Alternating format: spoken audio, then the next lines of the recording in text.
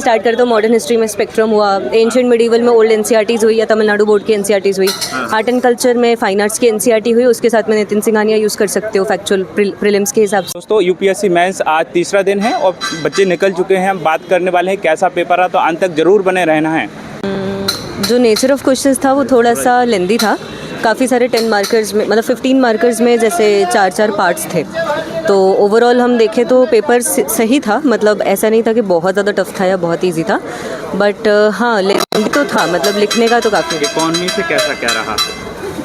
Economy से actually agriculture से ज़्यादा इश्यूज़ आए थे, मतलब अगर हम ओवरऑल इकोनॉमी देखें तो। और एग्रीकल्चर में भी जो इश्यूज़ आए थे वो डूएबल थे, जैसे फूड सिक्योरिटी पर पूछा या एग्रीकल्चर के टेक्नोलॉजी मिशंस पर एक अच्छा क्वेश्चन आया था। डिजास्टर मैनेजमेंट में किस तरह के क्वेश्चन आए? डिजास्टर मैनेजमेंट में रिस्क रिडक्शन पर काफ़ी फोकस किया गया। एक कम्युनिटी एंगेजमेंट से रिस्क रिडक्शन, एक इंफ्रास्ट्रक्चर और रिस्क रिडक्शन कैसे कॉन्ट्रडिक्टरी हैं उस पर पूछा था। पेपर 3 काफ़ी कम समय में पूरा हो गया था।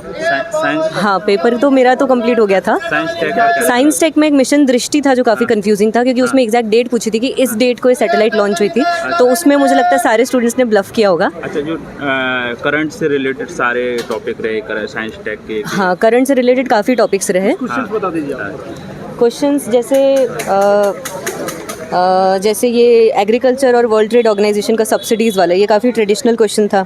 मिशन दृष्टि करंट से आया। करंट से एजेंटिक आर्टिफिशियल इंटेलिजेंस काफ़ी इनोवेटिव था, क्योंकि एजेंटिक एआई काफ़ी न्यूज़ में चल रहा था, बट यूपीएससी के पॉइंट ऑफ व्यू से नहीं चल रहा था, इन जनरल चल रहा था। और ऐसे ही हम देखें सॉलिड वेस्ट मैनेजमेंट न्यूज़ में था, और इसमें ये एक अच्छा इनोवेटिव मुझे लगा, दिल्ली और इंदौर को कंपेयर करने के लिए बोला है। पहली बार ऐसा हुआ होगा कि 2 सिटीज़ को कंपेयर करने के लिए बोल रहे हैं। हाँ वेस्ट मैनेजमेंट में, और स्ट्रेंथ्स और वीकनेस दोनों में बोल रहे हैं ऐसा, तो वो बहुत मतलब अलग बात है काफ़ी। और बाकी सेपरेटिज्म पर पूछा, जम्मू कश्मीर में सब कुछ ही पूछ लिया लगभग एक ही क्वेश्चन में, कि 370 से 350 जब मतलब ओवरऑल जब दोनों एब्रोगेट हुआ इनका इफेक्ट, तो क्या हुआ, कैसे नहीं हुआ, कैसे क्या हुआ, पॉजिटिव इम्पैक्ट्स पूछ लिए। तो मतलब काफ़ी कुछ यहाँ पर एक एक क्वेश्चन में काफ़ी सब पार्ट्स। मुझे मिशन दृष्टि वाला फैक्चुअल वाला काफ़ी चैलेंजिंग लगा, क्योंकि एग्जैक्ट डेट के साथ वो एग्जैक्ट मिशन पूछा। कितने क्वेश्चन आप अटेम्प्ट तो सारे किए? अटेम्प्ट तो सारे किए। इतने क्वेश्चन जिसमें स्पष्ट हुआ होगा, बढ़िया, ठीक है। बाकी एक क्वेश्चन, हाँ 19 तो आते थे, पर एक वो मिशन दृष्टि नहीं आता था, बाकी तो सब मतलब डूएबल था। मतलब ऐसे जनरल क्वेश्चंस थे कि कुछ तो लिख के आओगे पक्का। अच्छा, स्टूडेंट थोड़ा ये जानना चाहते हैं आपका कौन सा अटेम्प्ट था? और नहीं सर, थैंक यू। थोड़ा सा बता नहीं दीजिए। सर। अच्छा, मीडियम इंग्लिश है। इंग्लिश में। आप प्री के लिए थोड़ा बता दीजिए, प्री 2027 के लिए क्या? प्री के लिए ज़्यादा से ज़्यादा फुल लेंथ प्रैक्टिस करो अलग अलग जगहों से जो डिफिकल्ट हैं, और ये देखो कि कैसे आप बिना नॉलेज के या कम नॉलेज के जिसमें नहीं आता उसमें भी कैसे आप सही ऑप्शन तक पहुंच सकते थे, क्योंकि अल्टीमेटली गेम वही है कि सही ऑप्शन तक पहुंचना है। सीसेट शुरुआत से करो, हर वीकली टेस्ट दो, और एप्टीट्यूड ज़्यादा प्रैक्टिस, इट्स प्रैक्टिस बेस्ड। तो थ्योरी कम है, प्रैक्टिस ज़्यादा है। अच्छा, तो इसमें कितने क्वेश्चन अटेम्प्ट आपने सीसेट में किए थे? जीएस में कितने किए थे? नहीं याद है। नहीं याद है? नहीं, बस हो गया थैंक यू। कौन सी स्टैंडर्ड बुक्स हैं, जैसे स्टार्टिंग से स्टार्ट करते हो मॉडर्न हिस्ट्री में स्पेक्ट्रम हुआ, एंशिएंट मिडीवल में ओल्ड एनसीईआरटीज़ हुई या तमिलनाडु बोर्ड की एनसीईआरटीज़ हुई, आर्ट एंड कल्चर में फाइन आर्ट्स की एनसीईआरटी हुई, उसके साथ में नितिन सिंघानिया यूज़ कर सकते हो फैक्चुअल प्रीलिम्स के हिसाब से। बाकी वर्ल्ड हिस्ट्री में अर्जुन देव की एनसीईआरटीज़ अच्छी हैं, ज़्यादा पढ़ने की उसमें ज़रूरत नहीं रहती। पोस्ट इंडिपेंडेंस में अगर 700 पेज की Bipin Chandra India struggle since independence पढ़ पाओ तो ठीक है, अदरवाइज नोट्स पढ़ लो। बाकी पॉलिटी में लक्ष्मीकांत, गवर्नेंस में कुछ भी नोट्स अच्छे, और उनमें वैल्यू एडिशन एग्जाम्पल्स पे ज़्यादा करंट अफेयर्स में फोकस। सोशल जस्टिस में भी सेम, कोई भी नोट्स लेकिन उसके साथ में करंट अफेयर्स में बहुत ज़्यादा फोकस। आईआर में भी सेम यही अप्रोच है, कोई अच्छे नोट्स लेकिन साथ में करंट अफेयर्स पे काफ़ी फोकस है। इकोनॉमी में इकोनॉमिक सर्वे बजट उस साल का पढ़ना ही पढ़ना, उसके पहले के पढ़ सको तो पढ़ना है, और उसके साथ साथ कोई कोचिंग के नोट्स या नितिन सिंघानिया के बुक, ये सब।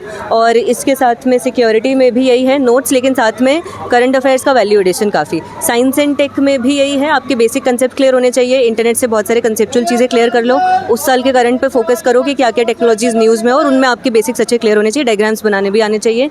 सिक्योरिटी में भी सिमिलर अप्रोच है, लेकिन हाँ सिक्योरिटी में यह है कि आपको ज़्यादा ध्यान रखना है कि क्या सिक्योरिटी का डायलॉग किस तरफ जा रहा है, गवर्नमेंट का पॉलिसी फोकस किस तरफ जा रहा है, क्योंकि वही चीज़ें पूछी जाती हैं। डिजास्टर मैनेजमेंट में कोई भी नोट्स चलेंगे, लेकिन एनडीए में की गाइडलाइंस पे बहुत ज़्यादा फोकस करना है।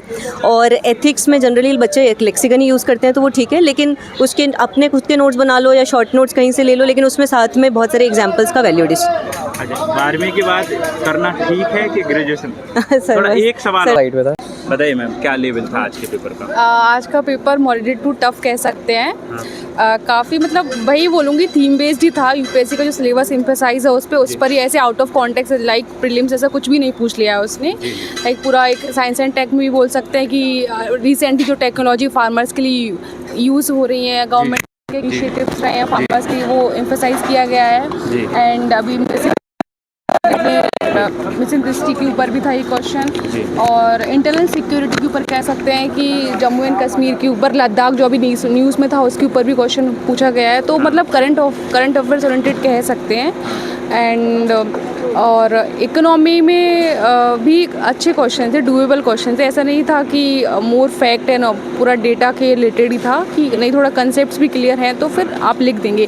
सिमिलरली अगर प्रीलिम्स में PYQ बेस भी था, अगर प्रीलिम्स में यूपीएससी ने पूछा है डिजिटल करेंसी के ऊपर, तो आज उसने मेंस के ऊपर भी पूछ लिया सेंट्रल बैंक डिजिटल करेंसी के ऊपर। तो यही है कि एक इंडिविजुअली प्रिपरेशन नहीं है प्रीलिम्स एंड मेंस की, दोनों होलिस्टिकली होता है, क्योंकि यूपीएससी प्रीलिम्स के क्वेश्चंस भी उसमें मेंस में भी डाल रहा है। अच्छा, ऐसा डिजास्टर मैनेजमेंट से रहा कुछ? डिज़ास्टर मैनेजमेंट में कम्युनिटी पार्टिसिपेशन के ऊपर पूछा गया है। मुझे लग रहा है कि जो रिसेंटली आसाम फ्लड वगैरह देख के कह सकते हैं कि काफ़ी लोगों ने कंट्रीब्यूशन किया है उसमें, तो उसके ऊपर कम्युनिटी पार्टिसिपेशन को उसका एम्फसाइज़ किया गया है।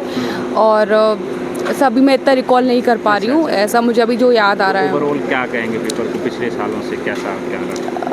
पिछले साल जैसा ही था ऐसा मैं बोलूँगी, और कि या इकोनॉमिक सर्वे जिसने अच्छा किया होगा उसका और अच्छा गया होगा, क्योंकि डेटा और अगर आप वैलिडेशन कर रहे हैं तो आप काफ़ी स्कोर गेन कर सकते हैं। अच्छा, कितने क्वेश्चन ऐसे थे जिसमें ज़्यादा ही दुविधा हो रही थी, डाउट हो रहा था करने में? ऐसा थोड़ा फैक्चुअल में ही डाउट हो रहा था कि उन्होंने कुछ पूछ लिया था कि प्रोसेस क्या है इसका, और थोड़ा लाइक और ऐसे डिजिटल बैंक करेंसी में पूछ लिया था कि प्रोसेस क्या है, कैसे इम्प्लीमेंट होता है, तो वो थोड़ा मुझे थोड़ा दिक्कत हुआ।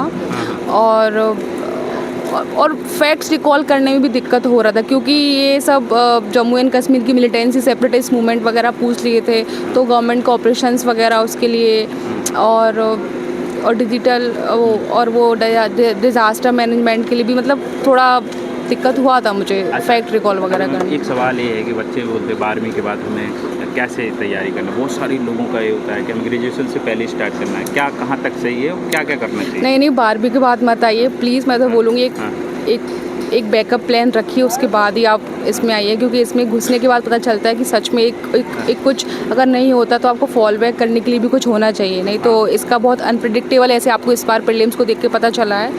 सो सिमिलरली आपको कोई मेंस भी कोई गारंटी नहीं कर सकता कि आपका हो ही जाएगा, क्योंकि इसमें भी काफ़ी बहुत एक वाइड सिलेबस है लाइक ओशियन, तो उसका मतलब कुछ भी पूछ सकते हैं वो, कुछ भी। तो अच्छा, जैसे आ ही जाते हैं, जैसे कि तो सब्जेक्ट की बात करें सबसे पहले NCERT कैसे, कौन कौन से सब्जेक्ट की जरूरत? हाँ, अगर आपको बेसिक्स नहीं है क्लियर तो आप NCERT से स्टार्ट कर सकते हैं, एंड देन अगर आपको कोचिंग लेना है तो कोचिंग, नहीं तो इसमें सेल्फ प्रिपेयर भी ईजिली कर सकते हैं, क्योंकि काफ़ी मटेरियल अवेलेबल है टेलीग्राम पे, यूट्यूब पर, तो आप ईजिली प्रिपेयर कर सकते हैं। ऐसा कुछ हार्ड एंड फास्ट रूल नहीं है कि आप कोचिंग ही लें।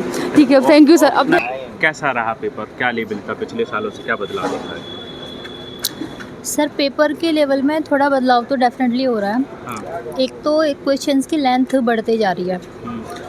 क्वेश्चन आ रहे हैं आपके ऑन एन एवरेज 3 लाइन के, कुछ क्वेश्चन आपके 4-5 लाइनों के भी जा रहे हैं, यानी आपको क्वेश्चन समझना होगा। एक ही क्वेश्चन में ऐसा नहीं है कि 2-3 ही डिमांड, जैसे पहले 3-4 डिमांड एवरेज था, अभी एक ही क्वेश्चन में आपको 5-6 डिमांड्स फुलफ़िल करनी होंगी और उनकी इंटरलिंकेजेस भी बिठानी होगी। ऐसा नहीं कि आइसोलेटेड वे में आपने 5-6 आंसर कर दिया।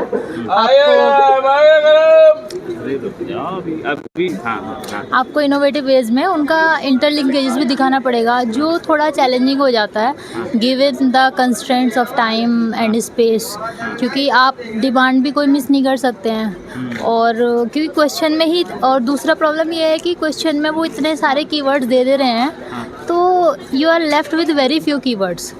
अब ऐसा भी नहीं है कि आप सिर्फ एग्जाम्पल लिख देंगे तो वो एग्जाम्पल ड्रॉपिंग जैसा लगेगा, क्योंकि बहुत ही कम टाइम और स्पेस में आपको आर्ग्यूमेंट्स भी लिखना है, एग्जाम्पल्स भी लिखना है, फिर उसको लिंक बैक भी करना है क्वेश्चन से, और एक सेंट्रल थीम भी लेके चलना है, तो वो थोड़ा सा चैलेंजिंग हो जाता है। अच्छा, मैम थोड़ा सही है। कौन सा आपका अटेम्प्ट था और मीडियम क्या है आपका? सर मेरा इंग्लिश मीडियम है और ये मेरा ओवरऑल थर्ड अटैम्प्ट है, बट मेरा फर्स्ट मेंस है। फर्स्ट मेंस है जी। ऑप्शनल क्या है मैम आपका? सर सोशियोलॉजी ऑप्शनल है। ग्रेजुएशन में क्या किया आपने?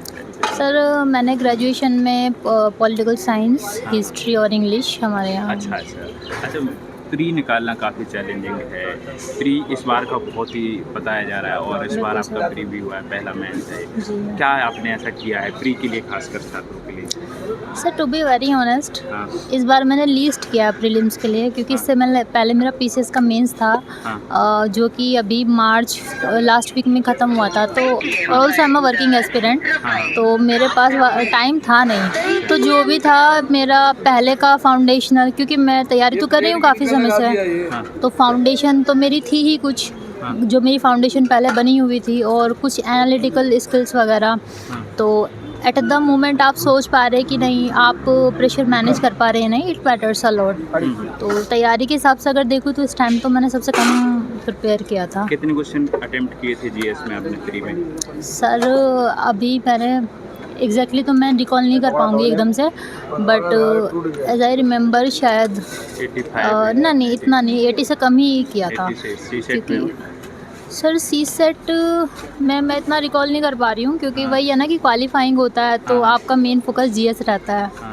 फिर सी सेट का मेरे को इशू ज़्यादा नहीं रहता, मैं उसका प्रिपरेशन नहीं करती हूँ, क्योंकि मैं पहले सीजीएल वगैरह भी कर चुकी हूँ, तो वो मेरा बेस है वहाँ से। अच्छा, तो आप जॉब कर रहे हैं अभी? हाँ सर, मैं CGL जॉब कर रही हूँ जी। अच्छा, पहले से आप सीजीएल? सर पहले मैं CHSL से भी कर चुकी हूँ, और अब मैं सीजीएल के थ्रू कर रही हूँ। CHSL हो गया, सीजीएल हो गया, यूपीएससी भी अब होगा। अच्छा यस, पीसीएस का भी मेंस अभी दिया मैंने। अच्छा, जो शुरुआत करना चाहते हैं कुछ टिप्स आप देना चाहें, बताना चाहें, कैसे करें? सर एक सबसे इम्पोर्टेंट टिप्स मैं ये देना चाहूँगी कि बहुत सारी टिप्स हैं, मत मानो आप, क्योंकि इतना सब कुछ है, आप परेशान हो जाओगे।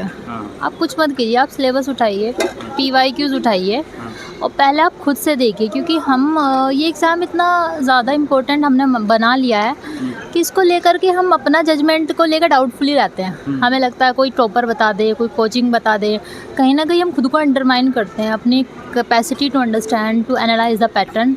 तो मुझे लगता है अगर हम खुद को इस इतने बड़े एग्ज़ाम के काबिल समझ रहे हैं, तो सबसे पहले हमें खुद पे ट्रस्ट करना होगा, अपने एनालिटिकल स्किल्स को देखना होगा।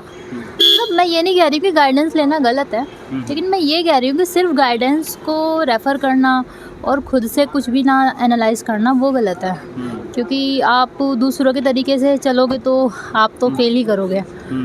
तो इसमें आप मेरी सबसे इम्पोर्टेंट टिप्स यही है कि आप सिलेबस देखिए, PYQ देखिए, पैटर्न देखिए, क्योंकि एग्ज़ामिनर किसी टॉपर को नहीं जानते हैं, वो किसी कोचिंग को नहीं जानते हैं, वो जानते हैं जो क्वेश्चन उन्होंने दिया है आप उसको एड्रेस कर पा रहे हैं या नहीं। और इसीलिए कोचिंग वगैरह ये सब, मतलब it is very subjective thing. अगर आपके पास, आपको लगता है आपके लिए ज़रूरी है, मतलब, लेकिन आपको लगना चाहिए, ऐसे नहीं कि ऐसे अंधी दौड़ में आप कर रहे हो। अच्छा, तो यही मेरा एक टिप्स है कि किसी की भी ऐसे टिप्स में मत आइए। Best tip is not tips at all. आप खुद जाइए, खुद देखिए, एनालिस। दरअसल प्रॉब्लम ये है ना सर, हमें सब कुछ रेडीमेड चाहिए। हम एकदम शॉर्टकट तलाश कर रहे हैं, तो शॉर्टकट तो नहीं है। जितनी जल्दी आप ये मान लेना चाहिए। हाँ, जितनी जल्दी आप ये मान लेंगे कि शॉर्टकट नहीं है, उतनी जल्दी आपकी जर्नी स्टार्ट हो जाएगी। अच्छा, जब तक आप इस भ्रम में जीते रहेंगे तो आप शॉर्टकट के चक्कर में इतने लॉन्ग कट्स ले लेंगे, आप खुद ही नहीं पता चलेगा आप कहाँ भटक गए। ठीक, ऑल द बेस्ट। ये है, अगले हम पेपर में मिलने वाले हैं। जो भी डाउट रहे थे कमेंट करके बताना है। नमस्कार।